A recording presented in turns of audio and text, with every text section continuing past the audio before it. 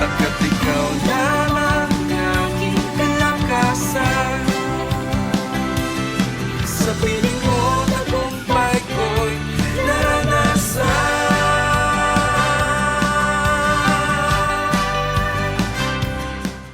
Purihin ng Diyos, isa muling napakagandang araw. Ano po ang ating nasaksihan sa ating pagbangon dahil tunay ngang tapat ang ating Panginoon. Hindi siya nagbabago, siya ay noon, ngayon at magpakailanman.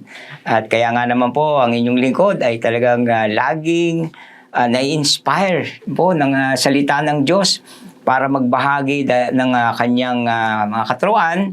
Dahil talagang kami rin po nararanasan namin na talagang araw-araw na sa aming pagtuklas ng ng kalooban ng Diyos mula sa kanyang salita, nakikita po namin talaga ang mga pagbabagong ginagawa ng Panginoon, especially ang inyong lingkod po. Kaya ngayong araw, ay hayaan nyo na tayo po dumulog muli sa Panginoon upang humingi ng kanyang mensahe para po sa bawat isa sa atin. Tayo po ipanalangin, aming Ama sa Langit, sa araw na ito, gaya po ng inyong itinuro sa amin, humingi kami ng aming makakain sa araw-araw. Tunay nga po, O Diyos, ang aming mga kaluluwa ay naghihintay ng mga pagpapalang ito. At hayaan mo nga po, O Diyos, mula sa talata ng iyong salita na aming pong babasahin, ay makatanggap po kami ng mga salita mo na magbibigay ng daan para sa mga hinandamong pagpapala at tagumpay sa aming mga buhay. Kaya't pinupuri ka na namin ngayon pa lamang, O Diyos, sa katagumpayan ng iyong salitang ibabahagi ko sa umagang ito sa pangalan ng Panginoong Hesus. Amen. Amen. Amen. Naranasan niyo po bang mapunta sa isang lugar na kung saan ay ayaw ninyo? O kaya yung mga sitwasyon na halos laging paulit-ulit, parang kung titignan po natin, minsan nakakasawa na, di po ba? O minsan naman talagang napakabigat na sitwasyon na, Lord, bakit kailangan akong dumaan sa ganitong kalagayan?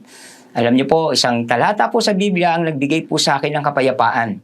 Nang matuklasan ko po ito sa isa sa mga isinulat ni Haring David sa Aklat ng Mga Awit. Kabanatang 32, talatang 7.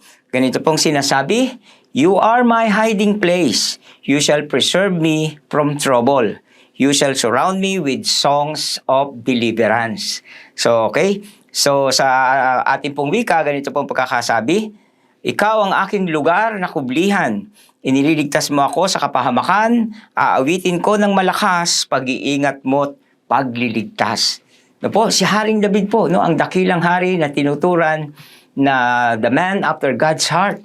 No po, siya po ay talagang mula sa kanyang pagkabata hanggang sa siya po'y maupo na naging hari ng Israel, nasaksihan po natin sa kanyang buhay, na sa lahat ng mga pangyayari na kanyang pinagdaanan, no, sa panahon ng kanyang kalungkutan, pag-iisa, at sa panahon ng kanyang malalaking laban sa buhay, nakita po natin na talagang ang Diyos ang ginawa niyang kublihan. Yes, God became his hiding place. Kaya minsan talaga yung po nakita ko na talagang minsan nilalagay tayo ng Panginoon sa mga lugar na hindi natin gusto o ayaw natin. Okay? So, minsan talagang ang hirap explikahin, di ba? Minsan, Lord, ginawa ko naman yung lahat ng magagawa ko para hindi na ganito yung kalagayan ko. Pero minsan, si Lord talaga nilalagay tayo sa ganung sitwasyon. Opo, nakita ko nga po. No po, bakit? Isang dahilan lang po, no? Na talagang inangusap sa akin habang nananalangin ako sa Panginoon. At ito nga po yung sinabi nga niya doon na, "I am your hiding place, anak. Kung sa akin kalalapit, ang lahat ng mga bagay na yan ay mapagtatagumpayan mo." Okay? So, bakit? Kasi ang Panginoon po ay higit sa mga bagay na kaya nating isipin. He is more than that what we can imagine. Lagpas ang nalalaman niya. His ways are higher than our ways. Sabi po sa aklat po ng Isaiah, His thoughts is higher than our thoughts. Kaya't minsan pala, hinahayaan ng Panginoon na nandun tayo sa ganung kalagayan. Marahil, kaibigan, o minamahal na tagapakinig, marahil ganun po yung sitwasyon natin ngayon, ano? Ba't parang minsan parang nakakasawa na. Sabi ka iba, nakaka-boring. Diba? Pero alam niyo po, pinahihintulot ng Panginoon. Minsan nang malagay tayo sa ganung kalagayan dahil kakaiba nga po talaga ang pag-iisip ng ating Panginoon. Yes, sometimes gusto niya po tayong dalhin sa mga unwanted places. Yung mga bagay na hindi natin gusto. Bakit? Kaya nga po may sinasabi po si Apostol Pablo sa Efeso Kabanatang 3, talatang 20, sabi niya sa kanya na makagagawa ng higit pa kaysa maaari nating hilingin at isipin sa pamamagitan ng kanyang kapangyarihang naghahari sa atin. Purihin ng Diyos.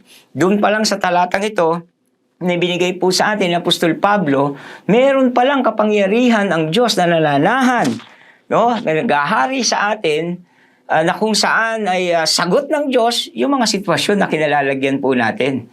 Kaya nga po, kaibigan, kung nandiyan po daw tayo sa ganyang kalagayan na miserable, no? Bakit ganito yung sitwasyon ko? Makikita po natin, masasaksihan natin ng Diyos. Hindi siya natutuwang nahihirapan tayo. Nais po niya ipakita ang kanyang kadakilaan at kung paano siyang gumagawa sa ating mga buhay na kamangha-mangha. Okay? So, kaya nga po, hindi po daw dapat tayong makontento sa kung ano lang yung mga, kumbaga, natatanggap natin na ginawa natin ayon lang sa ating kaparaanan. Pwede rin po kasing ganun no? Okay na yan, pwede na yan. May makatawid lang,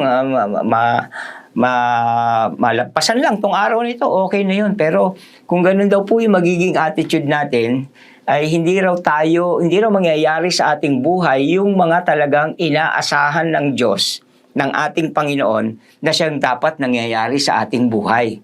Kaya nga po talagang lumalapit tayo sa Kanya at siya naman po ay ang Diyos talagang nagpapahayag na po at nagpapakahayag sa ating mga buhay para makilala natin siyang lubos. Okay? So, kasi nga po, nakita ko nga po, hindi nagtatapos na tinanggap lang natin si Jesus sa ating mga buhay. Hindi nagtatapos na, okay na, ligtas na ako. Diba? Bumalik ang Panginoon dito, siguro makakasama na ako sa buhay na walang hanggan. Hindi po nagtatapos nun hanggat nandito po tayo sa buhay nito. Marami pa tayong kinakaharap at kakaharapin pa ang mga sitwasyon na kung saan ginagamit ng Diyos na divine instrument para lalo tayong maging katulad ng ninanais niya, no? Walang iba kundi ang kanyang bugtong na anak. Okay? So, kaya nga po nakita ko talagang minsan, ang Panginoon dadalhin ka sa lugar na hindi mo kayang makontrol. Na po, hindi mo kayang, bakit ganito? Diba? Kahit pilitin mo yung kakayahan mo na i-employ, isagawa, hindi mo kayang kontrolin. Dahil talagang minsan si Lord lang ang talagang may control. Hindi minsan kundi siya lang ang may control ng lahat ng bagay. At kung talagang magtitiwala po tayo sa Kanya, makikita natin na talagang kikilos ang ating Panginoon. So, meron nga tayong mga circumstances. May mga pangyayari rin sa buhay natin. Ano po? Sabi ko, pinag-aralan ko nga po ito. Minsan, may mga bagay na may dahilan ka naman. No? Masasabi natin na may hinihingi tayo ng katarungan. Dapat, Lord, ba't hindi nangyayari sa akin ito? Nasa akin lahat ng legal na dahilan para mangyari ito. Bakit hindi nangyayari sa akin? Bakit mas parang napapaboran yung mga wala sa kaayusan? Alam niyo po, kaya nga po ang ating Diyos, hinihintay niya na lumapit tayo sa Kanya. At kung tayo po ngayon, tinatawag ng Diyos, magtiwala po tayo. Dahil talagang ang Panginoon ay hindi magdadalawang isip upang ipamalas niya sa kanyang mga anak ang kanyang kakayahang ayusin at ilagay sa mabuting kalagayan ng kanyang mga anak. Okay, so yan po. Minsan may mga pangyayari talaga na tayo yung naagrabyado, di ba? Parang tayong ikaw naman yung gumawa ng mabuti pero parang ikaw yung naiisang tabi. Huwag kang mag-alala, kapatid, dahil ang Diyos nakikita niya tayo. Diba? Minsan siguro, bakit ganun sila ang na-promote? Ako, ang dami kong ginagawa. Talaga namang napakasipag ko. Wala akong record. Tapos ako yung napag-iwanan. Naku po, ang Panginoon, sabi niya sa Colossians 3:23, lagi ko pong inaalala yan. Hindi natin siya nakikita, pero nakikita niya ang lahat ng ating ginagawa. At ginagantimpalaan daw niya yon. Na po, kung tayo po ay talagang naglilingkod ng tulad ng nais ng Panginoon sa ating mga buhay. Kaya nga po, marami tayong mga sitwasyon na kung saan nagiging impatient na tayo. Ano po? Diyan na yung galit. Ako, kaya dumadami yung guhit sa no. Dahil yun nga po, dahil sa mga sitwasyon na ito, minsan ilang taon nang nangyayari, paulit-ulit sa ating buhay. Pero alam niyo po, kung narinig natin ng ating espiritu, yung salita, kanina ni Haring David, that you are my hiding place. Panginoon, sa iyo lang ako magkukubli. Dahil alam kong ikaw ang may kakayahang mag-ingat at dalhin ako sa pinakamatibay na masasandigan, ang batong muog ng mga nagnanampalataya sa iyo, ang ating Panginoong Hesukristo. Kaya dahil dito, ako pininiwala, mawawala, may iwasan na natin minsan, no? Yung minsan yung sarili kasi natin, pag ganito na yung sitwasyon natin, minsan ang ginagawa natin, dinidisassociate na natin yung ating sarili sa ating kapaligiran. Bahala na nga kayo dyan. Kayong magagaling, kayong marurunong, sige, kayo na. No po, minsan ganun ang nagiging attitude na natin. Gusto na nating lumayo dahil bakit ba ganito? Ba't ko ba pagtsatsagaan yan? Pero hindi po. Napakabuti po ng ating Panginoon na kung hihingin natin sa Kanya, bigyan tayo ng patience, bigyan tayo ng love, understanding, yun po. Ay talaga namang alam kong lahat ng sitwasyon nakakarapin natin, tiyak po nating mapagtatagumpayan. So, hindi dapat mag-relax din, ano po? Hindi porky anak tayo ng Diyos, hahayaan na lang nating panoorin ng iba na gumagawa. Hindi naman po dapat yon. Kung nilagay tayo ng Panginoon sa isang lugar, dapat nandun po yung ating pakikiisa at pakikipagtulungan sa lahat po ng ginagawa para lang sa kalwalatian ng ating Panginoon. Kaya dapat po focus, no? Focus awareness. Dati sa ating situational awareness, dapat nakapokus daw po tayo kung ano yung pinagagawa ng ating Panginoon. And sometimes, kung maaari, kung may kinakailangan agad-agad gawin, no, maging yung high alert, no, dapat alerto na tumugon sa panawagan kung anong nais ng Panginoon. Dahil dito, makikita po natin na ang Diyos, no po, sa sinabi kanina, yung kanyang kapangyarihang naghahari sa atin, ang kikilos sa ating mga buhay. Kailangan gawin po natin ito. Ang hirap ng isang Kristiyanong nakomatos. No po, yung wala ka lang nagawa. Hindi ka na rin nakakaranas ng pagpapala kundi kalungkutan. Pero ayaw ng Diyos yan, mangyari yan. Lalo na sa araw na ito, na narinig natin ang kanyang salita, ako po'y naniniwala that if we will surrender our lives unto God at gawin po natin siyang focus ng ating buhay. Naku po, sabi nga niya, all these things shall be added unto you.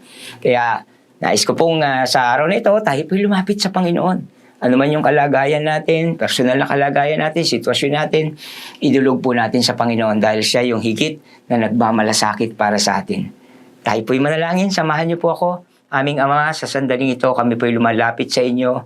Panginoon, hayaan mo, O Diyos, na humingi rin kami ng kapatawaran kung dumating yung sitwasyon na ang aming mga puso ay nagrereklamo na rin dahil sa mga pangyayaring paulit-ulit o mga bagay, Lord, na hindi namin matagalan. Panginoon, mga sitwasyon, Panginoon, na hindi namin maintindihan na meron ka palang plano sa lahat ng ito. Sabi mo nga, Panginoon, all things works together for good for those who love God, who are called according to His purpose in Christ Jesus. Kaya Lord, salamat po mula sa araw na ito, sa lahat ng mga kalagayan namin, kung kami man ay may karamdaman, kung kami man ay nagkukulang, nagdarahop, kung kami man ay nabibigatan ng kalooban, Panginoon, naguguluhan ng isipan, Panginoon, You are our hiding place. And You will always fill our heart with songs of deliverance. Magpupuri kami sa iyo, aawit kami sa iyo, Panginoon. Dahil sa lahat ng ito, alam po naming ililigtas nyo kami. Pagpalain nyo, O Diyos, ang aking mga kapatiran, ang mga minamahal naming tagapakinig na walang humpay na sumusubaybay sa programang ito na nagmumula sa inyo. Pagpalain nyo po sila ng lubos ng inyong kapayapaan, kagalakan, kasaganaan, Panginoon, at patuloy na pagtatagumpay. Hindi lamang sa araw na ito, kundi sa mga darating pang araw, Panginoon, at masasaksihan niyo silang patuloy na tapat at naglilingkod sa inyo. Ito po ang aking dinideklara na may papurit pa sa salamat sa makapangyarihang pangalan ng aming Panginoong Hesus at tagapagligtas. Ito po ang aming dalangin. Ang lahat ng mga natutuwa at nagdiriwang sa kabutihan ng Diyos ay magsabi ng Amen and Amen. God bless po sa inyong lahat. Hanggang sa susunod na episode, Shalom!